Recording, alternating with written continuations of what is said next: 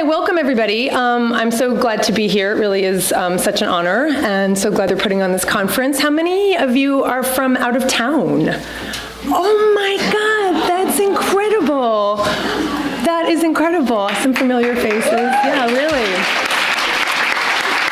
That is amazing.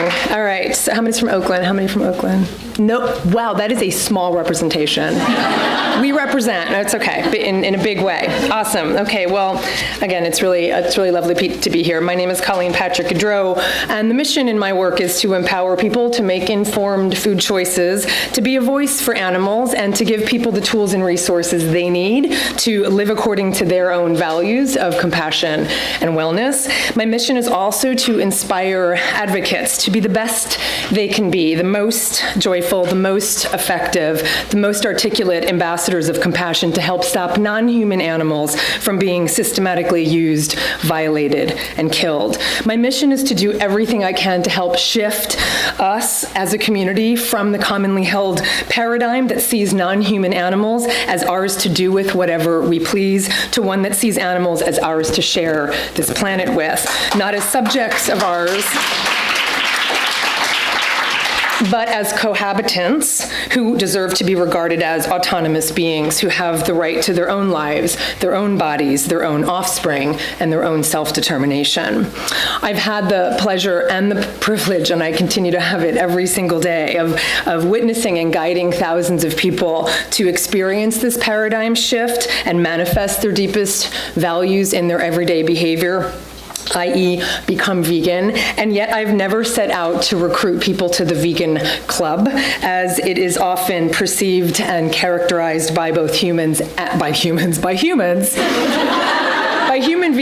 and non-human vegans, by vegans and non-vegans alike, as if becoming vegan is some goal to attain, as if it's some club to join, some milestone to reach, some badge to wear, and highly effective advocates know it's not.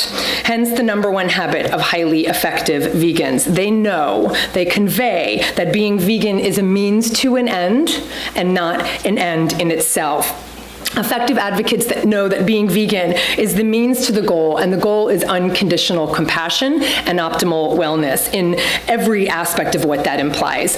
Physical wellness, spiritual wellness, mental wellness, and emotional wellness. The goal is to live in such a way that doesn't intentionally cause harm. The goal is to live according to compassion. The goal is not to live according to veganism.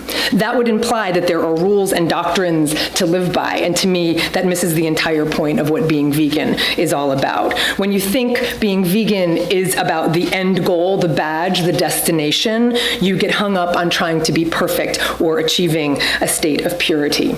You feel guilty, you feel overwhelmed, and you feel judged for not doing it right, for not being perfect. You're told that you're not a real vegan because you eat peanut butter made on equipment that was touched by dairy products. You wait for the self-appointed vegan police to come knocking on your door and take away your vegan status. Let's be clear, there is no such thing as a licensed vegan. Not one person in this room is a certified vegan. There is no such thing. And if perfection and purity are what you're trying to attain in a world that is by its nature imperfect, then I'm afraid you'll be gravely disappointed. Compassion is the goal. Veganism is the way to get there. If we forget this, not only do we miss the entire point of what being vegan is about, we will also lead a very frustrating existence filled with anger and judgment. The problems animals face in this world are not because of those people who strive to do the right thing but come up short through no fault of their own. The problem lies with those who do nothing at all because they think they have to do everything perfectly from the start. People do nothing when they think they have to do everything, which is completely self-defeatist and does nothing to help the animals. Highly effective advocates understand that perfection is the enemy of the good. Now, you're welcome. I don't know about you, but I didn't look at this thing called vegan and say, now that's a club I want to join. It's going to cause disharmony in my family. It's going to separate separate me from the status quo. It's going to make me feel like an outsider at times. It's going to make me the butt of predictable jokes. It's going to make me the target of passive-aggressive quips. It's going to limit my purchasing options, and it's going to compel me to become an expert in nutrition, history, philosophy, world religions, anthropology, animal husbandry, ecology, and the culinary arts, but whatever, sign me up.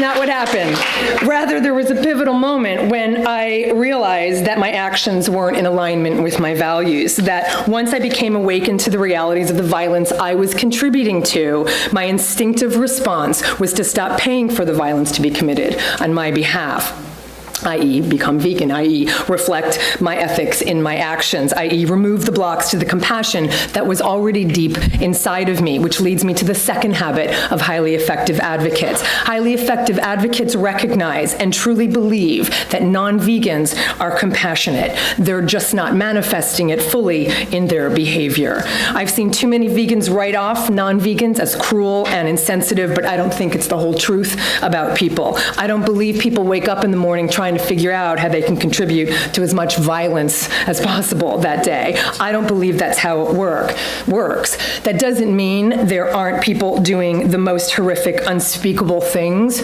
to animals, both human and non-human, but the majority of people mindlessly contributing to violence against animals are doing so mostly out of ignorance and conditioning, not sadism and blatant cruelty.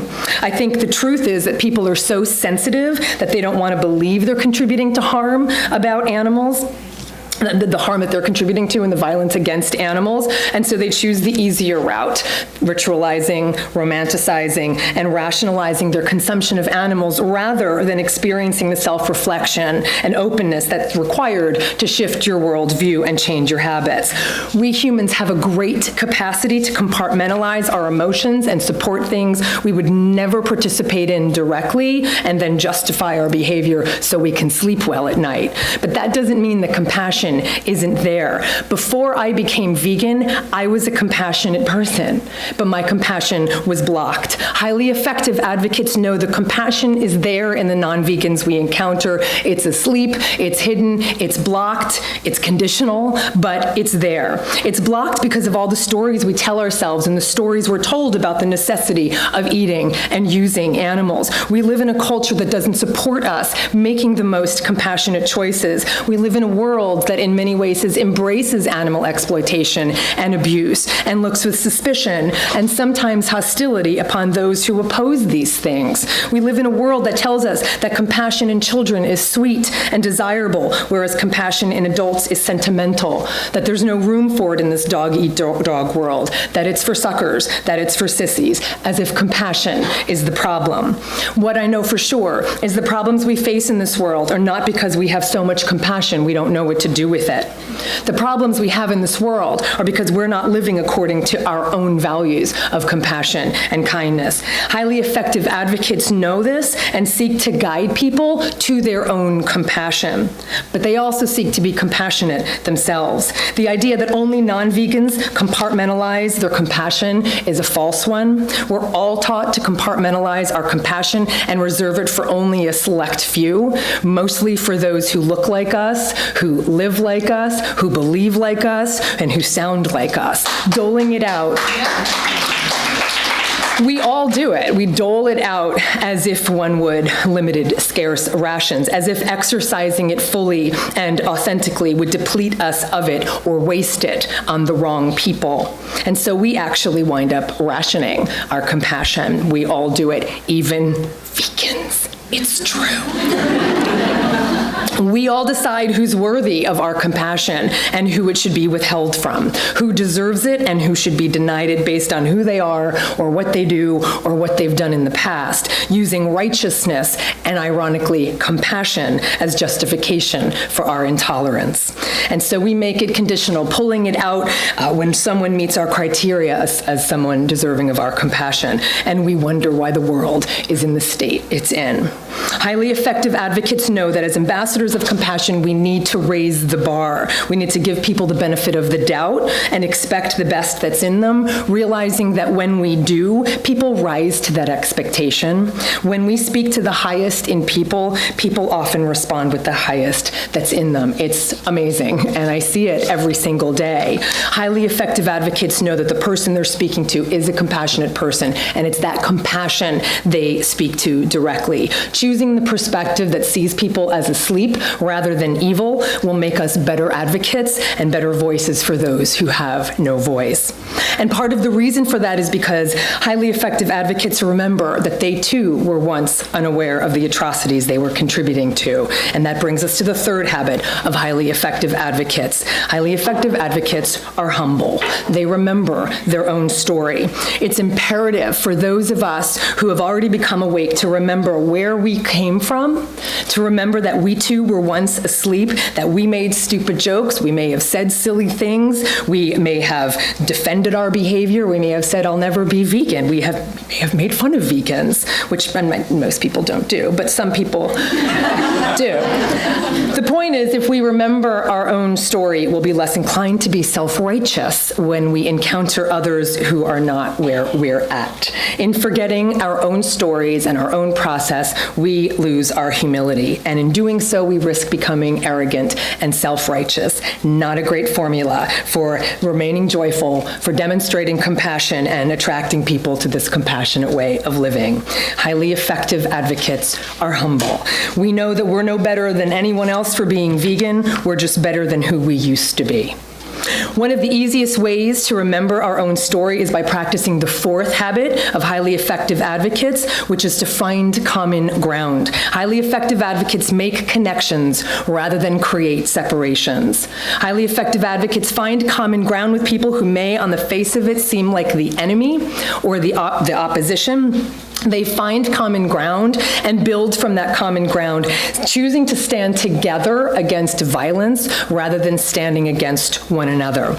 And it's a great strategy for dealing with conflict or disagreement in any relationship about any issue, but it's not always easy to do because you have to be more willing to find resolution than you are eager to be right. You have to be more willing to solve the problem than you are anxious to win the argument. The question highly effective advocates ask themselves is, do I want to be right or do I want to be effective? Highly effective advocates know that people are surprised and relieved to know that vegans had a pre-vegan life. So a helpful response when people say things like, I love meat, I could never give up cheese, is, I did too. I loved meat. I didn't stop eating animals because I stopped liking the taste. I stopped eating meat because I realized it was made from dismembered, tortured animals. That kind of common ground that we can build with people, it goes a long way. Not only will you be finding common ground, you'll also be practicing habit number 3. You're remembering and reinforcing your own story. Just saying to someone, I get it. I used to think the same thing. I totally understand. I can totally relate is incredibly effective, and it's incredibly compassionate and kind. If people find ways to identify with you, they're more inclined to consider the changes they need to make themselves. Highly effective advocates understand that creating common ground is all about communication. In fact, the word communicate is built from the word common.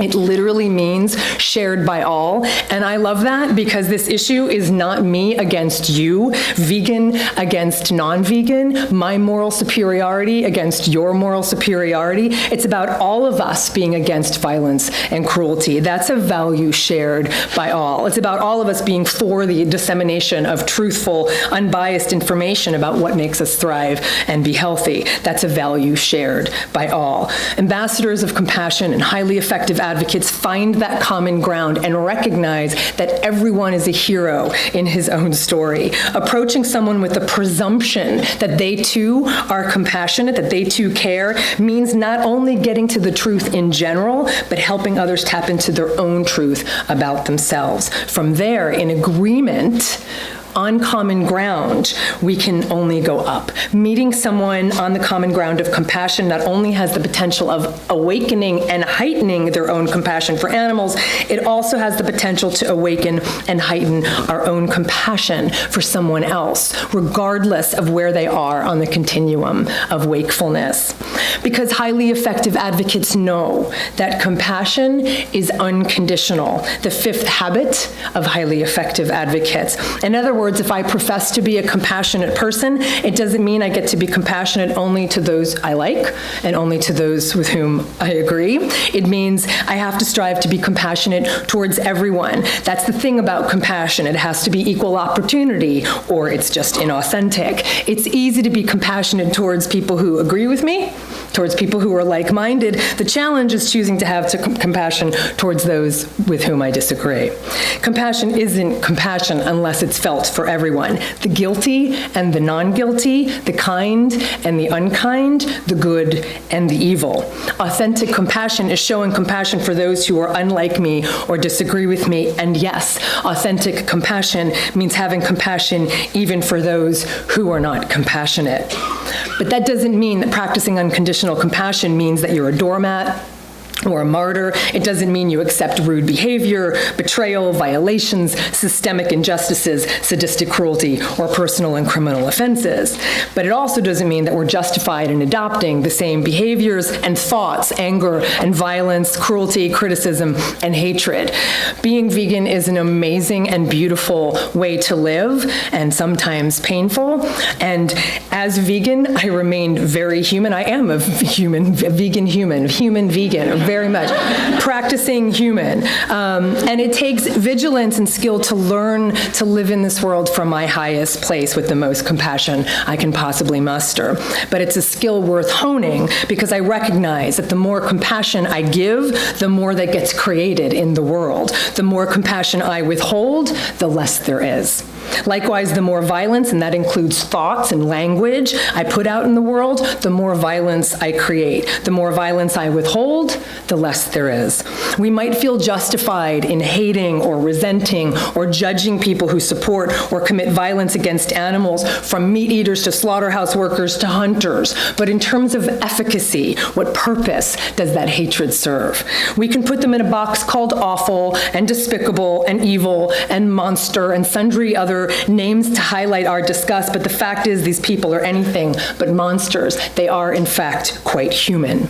Having a mindset and social support that condones killing animals is actually quite human. And if we see them as anomalies of human nature, then we miss the opportunity to understand how to reach them. Seeing them as monsters enables us to write them off, and that's easy. Seeing them as human means we have to confront the very nature of who we are as human beings. We can't have compassion on our lips with hatred in our hearts for our own sake and for the sake of the animals. Highly effective advocates know the power of words, the power of communication. They know the power of language, both body language and verbal language, the sixth habit of highly effective advocates. I don't know if you've ever noticed, but sometimes when you tell someone you're vegan, they get a little pushback, they get a little defensive, you might get hostile comments. Once in a while, you might get some defensive reactions, sometimes passive aggressiveness, sometimes outright aggressiveness, occasionally stupid jokes, and always questions. If we don't think communication is a skill we need to learn, unless we want to hide ourselves from society altogether, we're never going to shift the paradigm. Communicating effectively means finding our voice and expressing ourselves, our desires, our needs, our wants, our values in a way that's productive and effective and truthful. But it also means knowing the difference between words that provoke thought and words that provide shock. The former shifts paradigms, the latter exists for its own sake. Of course, learning to communicate is useful in every area of our lives, for everyone, not just vegans, not just humans, not just advocates, but understanding how to communicate as an advocate, as an ambassador of compassion, will not only make you a more effective spokesperson, it will also deepen your connection with yourself and with others, because you're starting from the foundation that this topic is sensitive in our society. It's one that makes people defensive. It's one that makes people irrational and emotional and fearful. Starting there just having that awareness that stuff comes up for people when you, the vegan, shows up in front of them, you, the vegan, the animal activist, right, shows up, knowing that it's going to bring stuff up for people, just knowing that is what separates highly effective from highly ineffective advocates. Because whether we like it or not, unless we want to stay in the vegan closet and never let our light shine, we are all ambassadors. Our audience is every single person we encounter.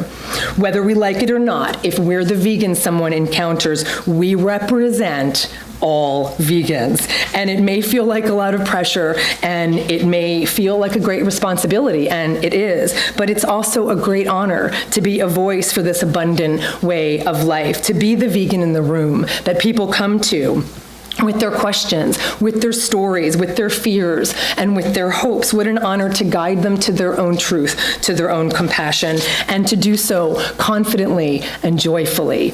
Joyfully, because we have a sense of humor, the seventh habit of highly effective advocates. They know that they can lighten up even the most intense information by adding some levity, by changing the tone of your voice, by laughing or smiling. If we have a sense of humor, it shows people that we can take these issues very seriously, and they are very serious issues, but not so seriously that we don't know when to laugh or be playful or inoffensively snarky, which I've been known to be.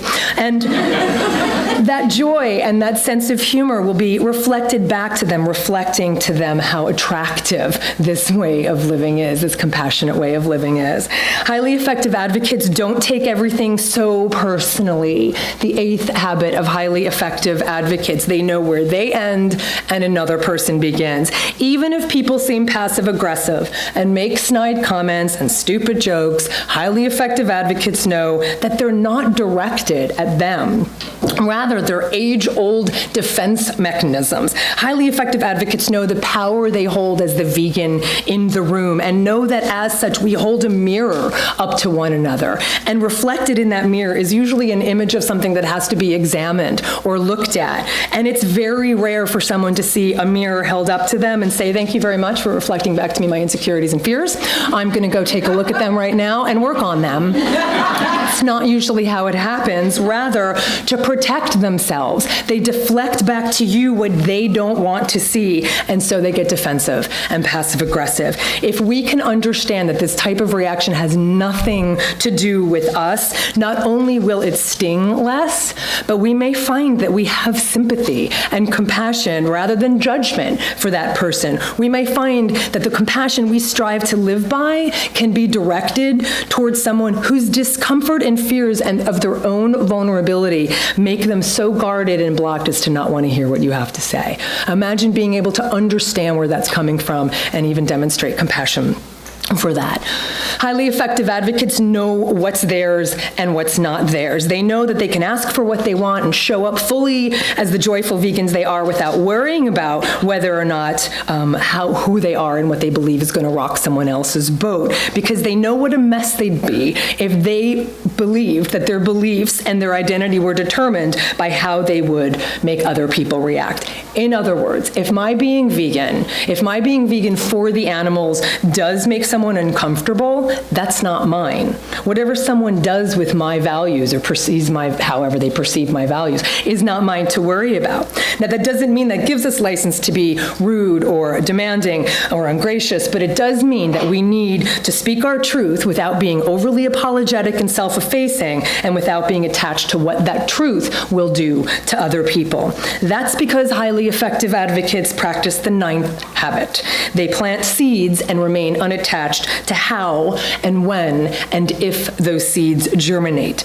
I started off by telling you my mission, and as you heard, my mission is not to make people vegan or to change someone else's mind. If those were my intentions, I would fail every time. It's not in my power to make anyone do anything. All I can do is speak the truth and trust that it will inspire others to act on their own values. That's why I don't like the words convert and recruit. I prefer inspire and empower. I never set out to convert anyone. Whenever I set out to do my work, whether I'm writing an article or writing a book or speaking to a group of people or speaking to someone one-on-one, in my mind, I make sure that I'm clear about my intention. And my intention is this: to raise awareness about violence against animals, to be their voice, and to speak my truth. That's it. I believe intention is everything, and people individually and collectively are smart enough to see right through you if you appear false to them, if you appear to say one thing but you really mean another. If you appear to have a hidden agenda. Having a clear intention about your goal and making that goal about truth rather than outcome will make you a successful, effective advocate 100% of the time. I believe we're all here to be teachers to one another, and I'm grateful for my role as a conduit, but that's all any of us are. And that there are so many of us, there's so much opportunity to be conduits of compassion is what gives me hope. The 10th habit of highly effective advocates: they have hope. I honestly could not do this work or remain a joyful vegan or remain an effective advocate if I did not have hope, or rather if I did not choose to dwell in hope. It is such an honor and a privilege to witness people's transformations, and what I know for sure is that people are making changes all the time to live healthier and more compassionate lives. Because of this awareness, because of my focus on this awareness, I have hope. What I know for sure is that veganism, i.e. living compassionately and healthfully, is more mainstream than ever before. Because of this awareness, because of my focus on this awareness, I have hope. What I know for sure is that people are speaking up on behalf of animals, on behalf of truth more than ever before. And because of that awareness and my focus on it, I have hope. My hope is that we all embrace our unconditional compassion and express it unapologetically and at full throttle and expect others to do the same. Though the problem isn't that people wake up in the morning trying to figure out how they can contribute to violence and cruelty that day, the problem is that we don't wake up in the morning wanting to create as much compassion, as much peace and nonviolence as possible. If that were on our to-do list every day, imagine what we could accomplish. Imagine what our world would look like. My hope is that our daily choices and interactions be a reflection of our deepest values, and that we use our voices to speak for those who need us most, those who have no voice, those who have no choice. It's up to each one of us to create the compassionate world we say we want to live in, and as ambassadors of compassion and effective advocates, we can make this happen. And this too is my hope. My hope is that we can navigate through this world with the grace and integrity of those for whom we are advocating. May we have the sense of humor and liveliness of the goats. May we have the maternal instinct and protective nature of the hens and the sassiness of the roosters. May we have the gentleness and strength of the cattle, the wisdom, serenity, and humility of the donkeys. May we appreciate the need for community, as do the sheep, and choose our companions as carefully as do the rabbits. May we have the faithfulness and commitment to family of the geese, the adaptability and the affability of the ducks. May we have the intelligence, loyalty, and affection of the pigs, and the inquisitiveness, sensitivity, and playfulness of the turkeys. My hope is that we can learn from the animals what we need to become better people and better advocates, and may it be so. Thank you very much.